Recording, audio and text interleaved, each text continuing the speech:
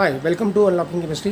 अगर आप चैनल पे नए हैं तो प्लीज़ चैनल को सब्सक्राइब कर लें और बेल आइकन को प्रेस कर दें ताकि आप जो मैं वीडियो डालूँ वो वीडियो आपके पास नोटिफिकेशन पहुंच जाए। राइट। और welcome back to unlocking chemistry. ठीक है, क्या करने वाले हैं आज हम? आज ऊपर आपको हेडिंग दिख रही होगी, कुछ सर ने बना रखा है। क्या बना रखा है? सर ने लिखा हुआ है डायगोनल रिलेशनशिप। ना डायगोनल रिलेशनशिप करने से पहले कुछ चीज़ें रिवाइज कर लेते हैं। ठीक है, जो हमने पढ़ी है इस चैप्टर में, क्या है वो चीजें। पहली चीज मुझे आप बताइए, ये है लेफ्ट, ये है राइट। लेफ्ट से राइट जाते हैं यानी कि अक्रॉस अ पीरियड जब आप जाते हैं, जैसे कि सेकंड पीरियड है, lithium beryllium boron carbon nitrogen oxygen fluorine, यहां तक मैंने लिखा। तो क्या क्या होता है? एटॉमिक साइज का क्या होगा बोलो? लेफ्ट से राइट जाते साइज क्या होता है? छोटा, एटॉमिक साइज डिक्रीजेस। दूसरा आयनाइजेशन एंथैल्पी, बोलो बोलो। लेफ्ट साइड जाएंगे तो क्या होगा? साइज छोटा होगा, न्यूक्लियस और वैलेंस इलेक्ट्रॉन पास पास आएंगे, फोर्स ऑफ अट्रैक्शन बढ़ेगा, इलेक्ट्रॉन यूज करना मुश्किल होगा क्योंकि आयनाइजेशन एनर्जी बढ़ेगी। आयनाइजेशन एनर्जी बढ़ेगी। ठीक है, तो तीसरी बात इलेक्ट्रोनेगेटिविटी, साइज छोटा, न्यूक्लियस और electrons pass pass, force of attraction ज्यादा, तो इलेक्ट्रोनेगेटिविटी ज्यादा। ठीक है, चौथी इलेक्ट्रॉन गेन एंथैल्पी,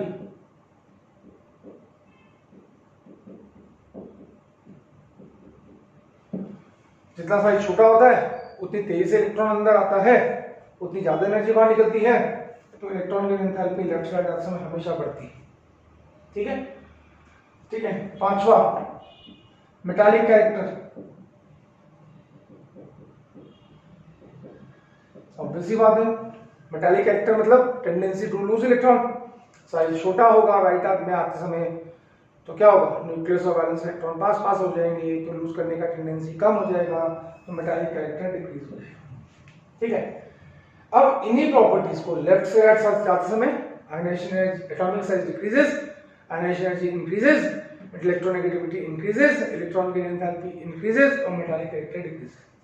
अब इन्हीं को डाउन द ग्रुप पढ़ते हैं।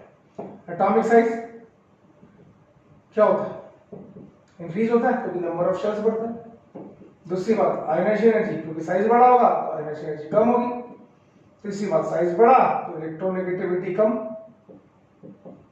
और इलेक्ट्रोनेगेटिविटी कम तो इलेक्ट्रॉन गेन एंथैल्पी भी कम।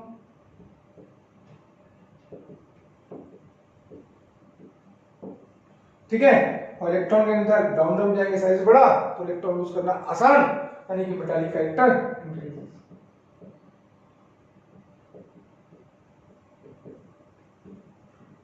ठीक है, तो जो चीजें लेफ्ट से राइट जाते समय और डाउन द ग्रुप जाते समय, अगर आप दोनों प्रॉपर्टीज को कंपेयर करो तो दोनों ऑपोजिट ट्रेंड्स है। लेफ्ट साइड जाते समय जो चीज छोटी हो रही है या डिक्रीज हो रही है, डाउन द ग्रुप जाते समय वो चीज इंक्रीज हो रही है, और ऐसे ही लेफ्ट से राइट जाते समय जो चीज इंक्रीज हो रही है, डाउन द ग्रुप जाते समय वो चीज डिक्रीज हो रही है। ठीक है, अब एक क्वेश्चन कमेंट्स में आंसर देंगे, एक ऐसी प्रॉपर्टी जो लेफ्ट से राइट भी बढ़ती है और डाउन द ग्रुप भी बढ़ती है। क्या बोला? एक ऐसी प्रॉपर्टी, अभी आपने क्या पढ़ा? क्या पढ़ा? क्या पढ़ा? क्या पढ़ा? क्या पढ़ा? जो चीज लेफ्ट से राइट बढ़ रही है, डाउन द ग्रुप घट रही है, लेफ्ट से राइट जो घट रही है वो डाउन द ग्रुप बढ़ रही है। ठीक है, एक ऐसी प्रॉपर्टी, सबसे पूछ रहा हूं जो जो इस वीडियो को देख रहे हैं, एक ऐसी प्रॉपर्टी मेंशन करिए which increases left to right as well as down the group, जो लेफ्ट से राइट भी बढ़ती है और डाउन द ग्रुप भी बढ़ती है। ठीक है, अब देखो क्या होगा। अब आपके दिमाग में सवाल आ रहा होगा, सर ने लिखा हो तो डायगोनल रिलेशनशिप है, अभी इसके बारे में कुछ बात ही नहीं की। अच्छा क्या लगा? लेफ्ट से राइट साइज क्या होगा? छोटा। डाउन द ग्रुप साइज क्या होगा? बड़ा। लिथियम के नीचे कौन आएगा? सॉरी, बेरिलियम के नीचे कौन आएगा? मैग्नीशियम। बोरॉन के नीचे कौन आएगा? ये एस ब्लॉक हो गया, ये पी ब्लॉक हो गया। एल्यूमिनियम। कार्बन के नीचे कौन आएगा? सिलिकॉन। नाइट्रोजन के नीचे कौन आएगा?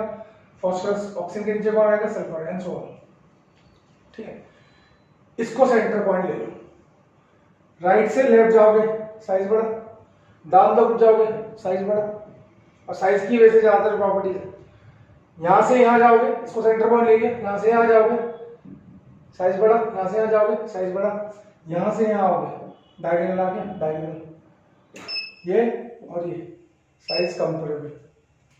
यहां से आ जाओगे साइज बड़ा, यहां से आ जाओगे साइज बड़ा, ये साइज कंपेरेबल। यहां से यहां आओगे साइज बड़ा, यहां से आओगे साइज बड़ा, ये साइज कंपेरेबल। तो what is diagonal relationship? What is DIA? What is diagonal relationship? ये लो मैंने क्वेश्चन लिख दिया। What is diagonal relationship? Similar properties.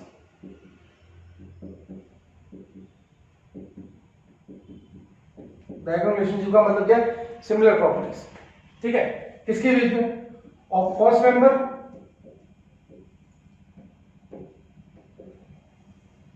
Of each group and second member of the very next group. ठीक है, which is diagonally opposite to it.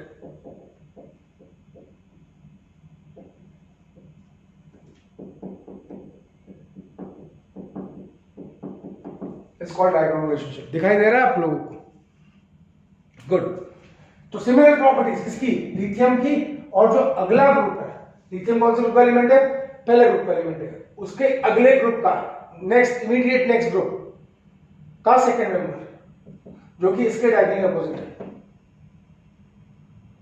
ठीक है, beryllium की एल्यूमिनियम के साथ, बोरॉन की सिलिकॉन के साथ। इसको बोलते हैं डायगोनल रिलेशनशिप। ठीक है, क्यों है? अब देखो क्या, लेफ्ट साइड जाओगे, इन प्रॉपर्टीज को देखिए, इन प्रॉपर्टीज को देखिए और इन प्रॉपर्टीज को देखिए। लेफ्ट साइड जाओगे तो साइज की वजह से सारी प्रॉपर्टीज है, साइज छोटा हो, पर डाउन तरफ जाओगे तो साइज बड़ा होगा। तो क्या हो रहा है, ये जो डायगोनल है, ये जो डायगोनल बन रहा है, फर्स्ट मेंबर और नेक्स्ट ग्रुप का second member, first member next group का सेकंड मेंबर, इनमें ये दोनों प्रॉपर्टीज एक दूसरे को कैंसिल आउट कर देती है। इसकी वजह से सिमिलरिटी इन प्रॉपर्टीज आ जाती है। मतलब क्या, यहां से आ गए साइज छोटा, यहां से आ गए साइज बड़ा, यहां से यहां उल्टा, यहां से यहां साइज बड़ा, यहां से यहां साइज बड़ा, साइज कंपेरेबल। और साइज कंपेरेबल तो सारी प्रॉपर्टीज कंपेरेबल। आया कंसेप्ट, आया कंसेप्ट आया। तो इसको बोलते हैं डायगोनल रिलेशनशिप। क्यों आया? क्योंकि सारी प्रॉपर्टीज कंपेरेबल हो जाती है, मतलब एक जैसी हो जाती है। इसको बोलते हैं डायगोनल रिलेशनशिप। इतनी बात समझ में? अब मैं कुछ एग्जांपल्स देता हूं प्रॉपर्टीज को समझाने के। तो लिथियम डायगोनल रिलेशनशिप दिखाएगा मैग्नीशियम के लिए, सॉरी हाँ, लिथियम और मैग्नीशियम, बेरिलियम और aluminium. I am taking these two example to show the similarity in properties. ठीक है, यहां तक आ गया? तो समझ में? गुड। चलिए let's move on to some examples. कुछ एग्जांपल्स के ऊपर आते हैं। एग्जांपल्स क्या क्या है? एग्जांपल्स क्या क्या है? पहला एग्जांपल लिथियम एंड मैग्नीशियम। ठीक है, तो first example I am taking is of lithium and magnesium. ठीक है, this is my example number first. क्या क्या है? अब देखो, मैंने बोला कुछ प्रॉपर्टीज है, फटाफट देखेंगे। ठीक है, बोथ फॉर्म मोनोऑक्साइड्स।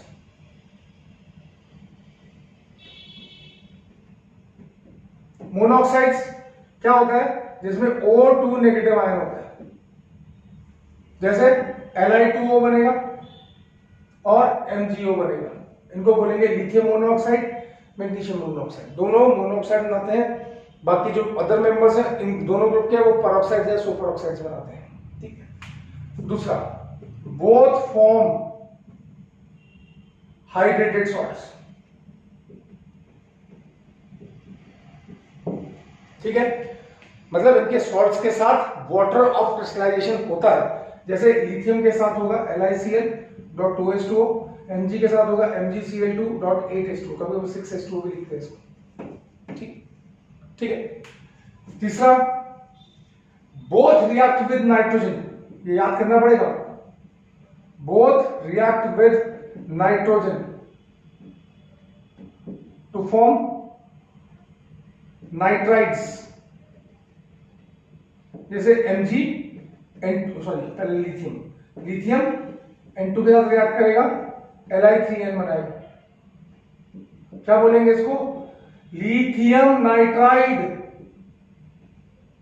ठीक है, ऐसे Mg N2 के साथ रिएक्ट करेगा Mg3N2 मैग्नीशियम नाइट्राइड।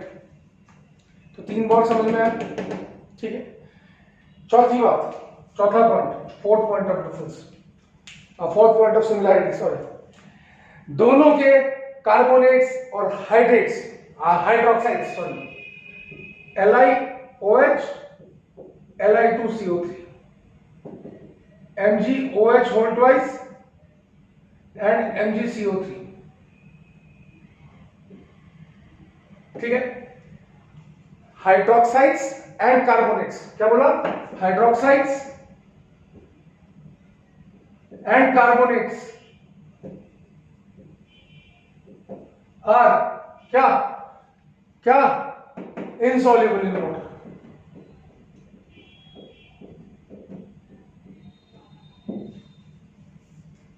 ठीक है, हाँ या ना, हाँ या ना, समझ में आया, पक्का पक्का, ठीक। पांचवा,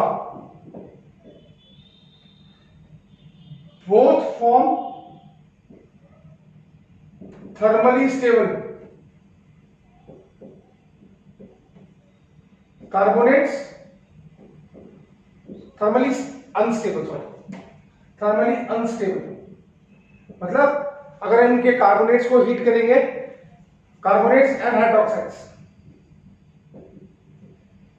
यानी कि अगर हम इनके कार्बोनेट्स को हीट करें, जैसे हम Li2CO3 को हीट करें या MgCO3 को हीट करें, तो ये फटाक से Li2O में कन्वर्ट हो जाएगा, CO2 बाहर निकालेगा, ऐसे ये भी MgO में कन्वर्ट हो जाएगा और CO2 बाहर निकालेगा।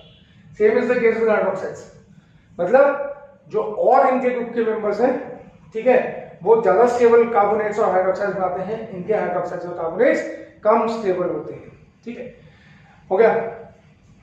छठा, दे हैव कंपैरेबल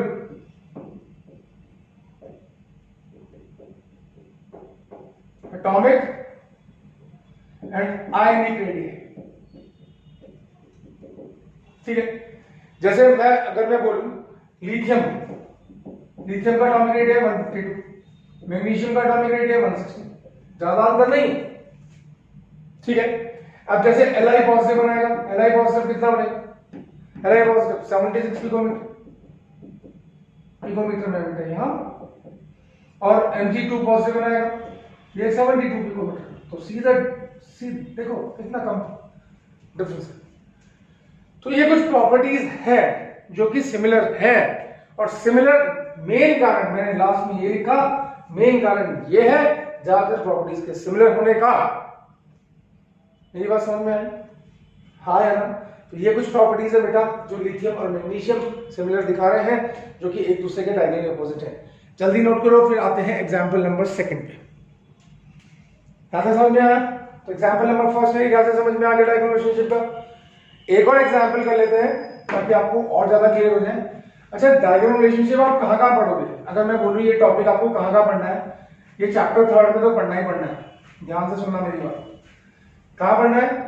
यूनिट 3 में तो पढ़ना ही पढ़ना है, यूनिट 3 में तो पढ़ना ही पढ़ना है, फिर एस ब्लॉक में भी पढ़ना है और टी ब्लॉक में भी पढ़ना है। 3 जगह पढ़ना है बेटा ये चैप्टर, ये टॉपिक 3 जगह पढ़ना है। तो एग्जांपल सेकंड क्या है? Example second, beryllium and aluminium, ठीक है। अब देखो क्या है, अगर मैं इनकी इलेक्ट्रोनेगेटिविटी की बात करूं, पहला, both have almost same electronegativity और 1.5, दोनों की इलेक्ट्रोनेगेटिविटी बराबर है, क्योंकि साइज कंपेरेबल होता है तो आयनाइजेशन एनर्जी भी कंपेरेबल होती है। समझ? दूसरी बात, बोथ फॉर्म कोवेलेंट कंपाउंड्स। अभी हमने बोला था दोनों कोवेलेंट बनाते हैं, जैसे फॉर एग्जांपल बेरिलियम में बनाया BeCl2 और एल्यूमिनियम बनाएगा AlCl3, दोनों कोवेलेंट है। अब कोवेलेंट क्यों है? क्योंकि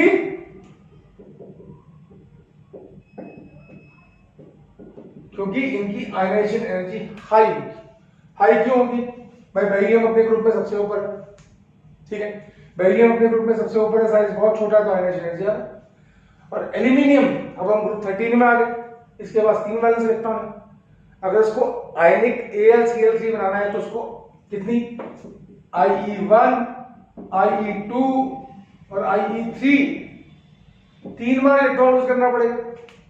और आपको पता है सक्सेसिव आयोनाइजेशन एनर्जीज, इनका कॉम्बिनेशन जो होगा ये वेरी हाई होगा, बहुत ज्यादा हाई होगा। और क्योंकि बहुत ज्यादा हाई है तो 3 इलेक्ट्रॉन यूज करने मुश्किल है, और मुश्किल है तो आयनिक तो बन नहीं सकता, तो BeCl2 भी कोवेलेंट, AlCl3 भी कोवेलेंट। हाँ या ना? ठीक है। तीसरी बात, both beryllium and aluminium do not get attacked by acids due to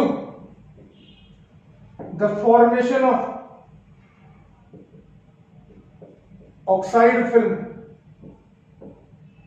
over their surface.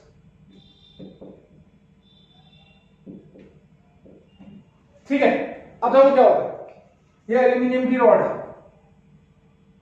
इसके ऊपर क्या होगा, अंदर तो एल्यूमिनियम है, अंदर तो एल्यूमिनियम मेटल है, Al2O3 की लेयर होगी आपकी, प्रोटेक्टिव लेयर Al2। ऐसे अगर बेरिलियम की रॉड है, अंदर बेरिलियम है, और ऊपर क्या होगा, BeO की प्रोटेक्टिव कवरिंग होगी। और ये प्रोटेक्टिव कवरिंग इतनी हार्ड होती है कि एसिड्स भी इन पे अटैक नहीं कर पाते। मेरी बात समझ में आ रही है? तो हम क्या बोलते हैं, एल्यूमिनियम पैसिव हो गया, पैसिव मतलब अनरिएक्टिव हो गया, या बेरिलियम पैसिव हो गया, पैसिव मतलब अनरिएक्टिव हो गया। क्यों हो गया? क्योंकि उनके सरफेस पे प्रोटेक्टिव लेयर है, किसकी? उनकी ऑक्साइड्स की। यहां तक समझ में आया? हाँ या ना? आ गया? तो मेरे ख्याल से 3 पॉइंट समझ में आ गए। इसको हटा दूं, ये नोट कर लिया आपने, फटाफट खत्म करते हैं बेटा।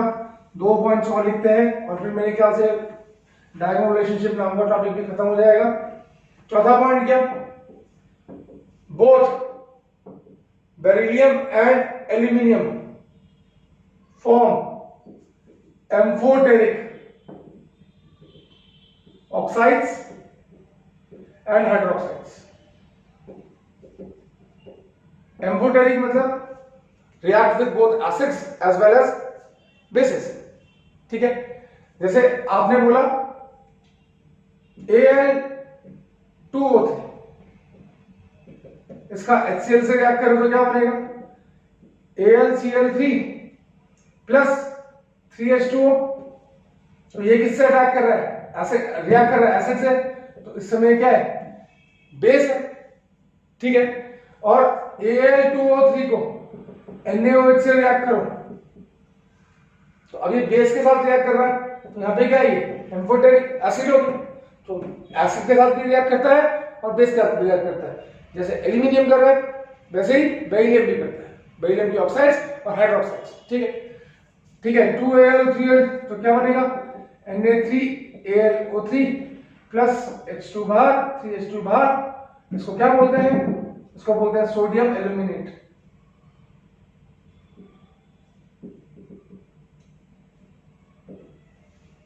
ठीक है। और लास्ट पॉइंट, 5वां पॉइंट समझ में आया? लास्ट पॉइंट क्या है, दोनों NaOH के साथ रिएक्ट करते हैं, बोथ रिएक्ट्स विद NaOH, ये तो आपने देख लिया, एल्यूमिनियम बेरिलियम भी देख लेते हैं, विद NaOH, ठीक है, ठीक है, to form, to liberate H2 gas, ठीक है बच्चों।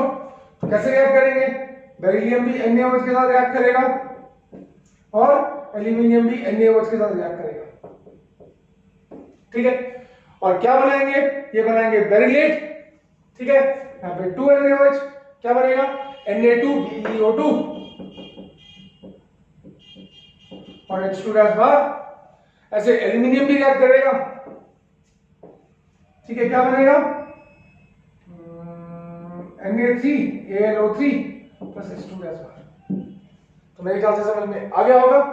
होप ये वीडियो आपको समझ में आया होगा। डायगोनल रिलेशनशिप खत्म, ठीक, और ये चैप्टर भी मेरे ख्याल से यहाँ पे खत्म हो गया। अब नेक्स्ट चैप्टर में मिलते हैं, that is chemical bonding. Hope ये वीडियो पसंद आया होगा, ठीक। तो thank you so much for watching. अच्छा लगा तो लाइक, नहीं लगा तो अनलाइक, ठीक है, और चैनल पे नए हो तो subscribe. Thank you so much, next video में मिलते हैं आपसे।